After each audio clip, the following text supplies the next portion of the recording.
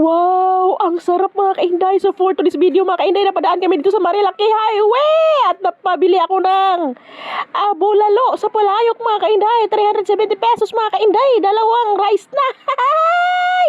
At ibigay nila sa iyo yung order mga kainday na kumukulo-kulo pa na nakalagay sa Palayok. At ang sarap talaga mga kainday. At nagulat ako dito sa napakalaking bulalo mga kainday. At yun na nga mga kainday. Hinanap ko yung laman. Nasa ilalim pala mga kainday. Ang daming laman sa ilalim mga kainday. Grabe! Natuwa talaga ako mga kainday.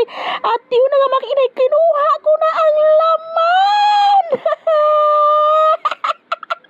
At tinikman ko ang sabaw.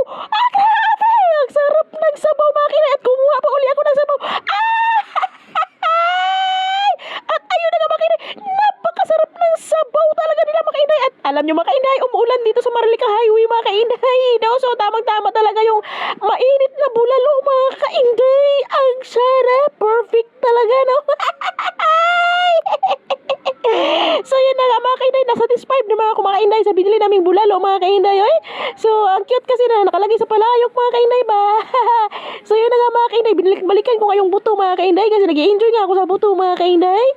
Yun ang laki kasi. So yun dito yun mga kainday. Yan dito sa Marilaki Highway mga kainday na may mga namimitik nga dito mga kainday Ayan yun. Yan dyan to mga kainday. Dito yung makikita nyo yan mga kainday. Tingnan nyo na umulan yun.